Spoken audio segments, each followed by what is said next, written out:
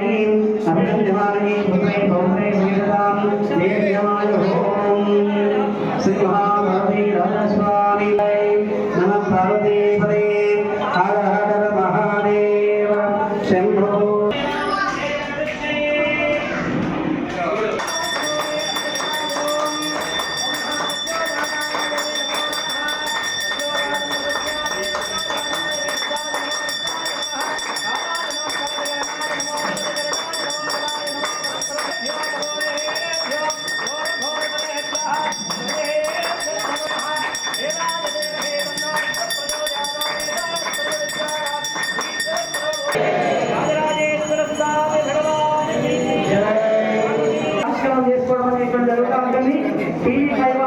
చేపట్టారు.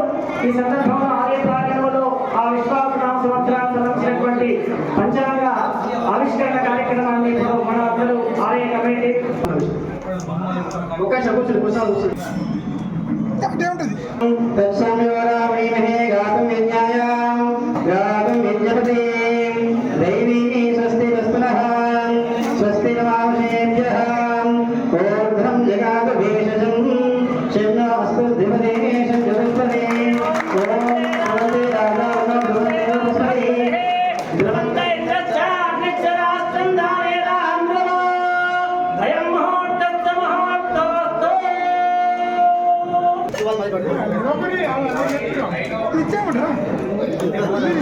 ఒకటే గ్లాస్ పట్టుకున్నా అమ్మ లైనే లైన్ అంటే కాదు లైనే ఇక్కడ ఎవరు కాదు లైన్ పోతే గ్లాస్ ఇస్తారు గ్లాస్ పోతే అంతా ఏం లేదు గ్లాస్ గ్లాస్ లేవు గ్లాస్ అమ్మ లైన్ రండి ఇదంతా కాదు కూర్చో అమ్మ అది అంతా లైన్ గడ్డ కూర్చో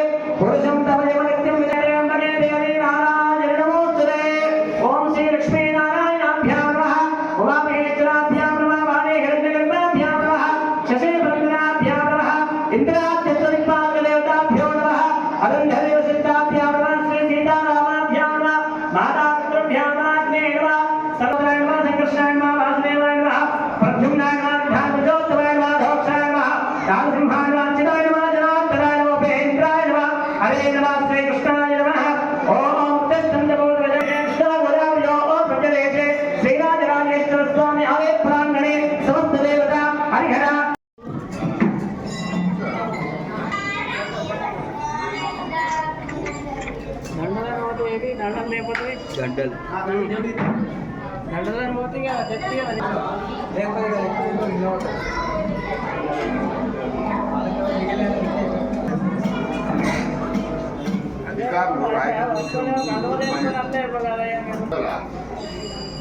శివ లోపల అప్పుడు ఈ పండుగ గర్వదినాలు వేసుకుని రావాలి.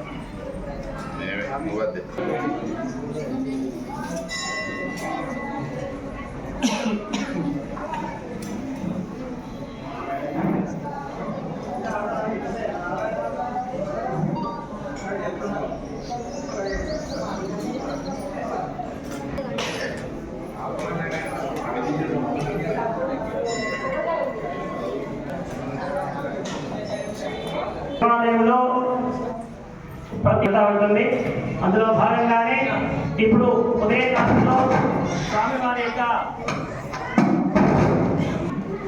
ఉగాది అనగా ఈ యొక్క సంబంధించినటువంటి ఆరంభం అంటే ప్రారంభమైనటువంటి యొక్క ఈ యుగం ఆరంభమైనటువంటి దానిని యుగాది అనేటువంటిది ఉగాదిగా మారిపోయినటువంటి విధానం కాబట్టి ఇప్పుడు ఈ సంవత్సరం అనేటువంటి ప్రారంభ కాలం అనేటువంటిది ఈ రోజు నుంచి ప్రారంభమవుతుంది. నూతన వత్సర సంవత్సరం అనేటువంటిది ఆ నూతనమైనటువంటి యొక్క సంవత్సరం ఏమిటి?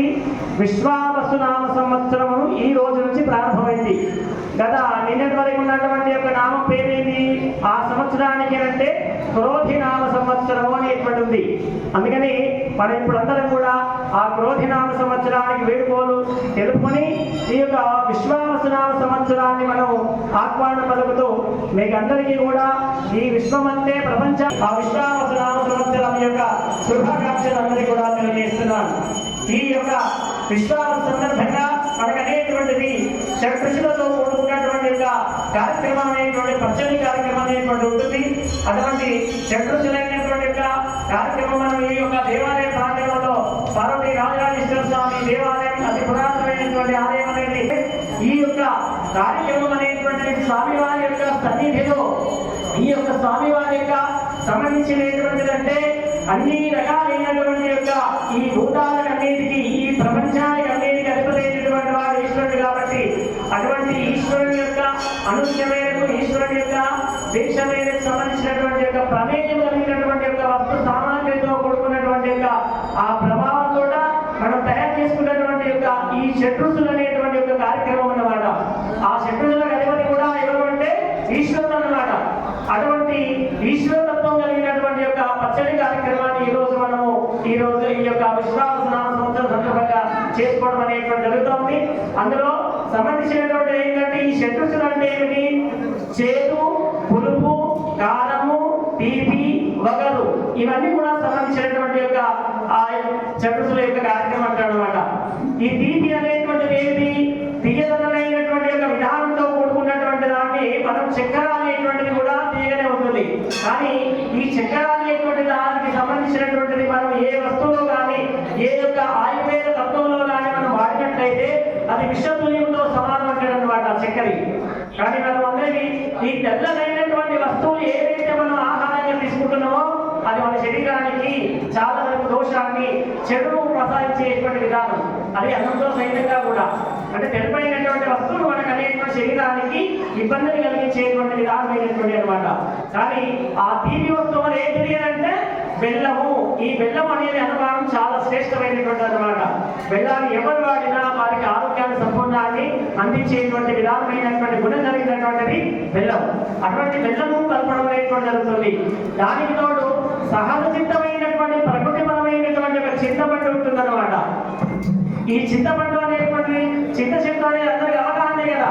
రామరాజు మర్చిపోయి నుంచి వచ్చేటువంటి యొక్క చింతపండు నూతనమైనటువంటిది. ఈ యొక్క సంవత్సరమైనటువంటి ఆ పండు ఏదైతే వచ్చిందో ఆ పండునే ఈ యొక్క ప్రభావితమైనటువంటి పండును తీసుకొచ్చి అది గుంజ తీసి దాన్నే మనము మామిడికాయ సంబంధించినటువంటిది ఈ యొక్క కచ్చ అనేటువంటి కాయ అంటే మనం పండు వండినటువంటిది ఏదైతే ఉందో పక్వానికి రానటువంటి పండు ఏదైతే ఉందో అది ఒగరుగా ఉంటుందన్నమాట. ఆ ఒగరైనటువంటిది ఈ మామిడికాయ. అటువంటి మామిడికాయను కూడా ఇందులో మనం కట్ చేసి ఒక ముక్కలుగా చేసుకొని అందులో వేసుకోవడం అనేటువంటిది తీపి, పులుపు, ఒగరైంది. తర్వాత చేదు అనేటువంటిది. ఈ చేదు అనేటువంటిది ఏంటి? ఇప్పుడే ఈ వసంతకాలం వచ్చిన సందర్భకాలంలోనే చెట్లు అన్ని కూడా చిగురుస్తాయి అన్నమాట.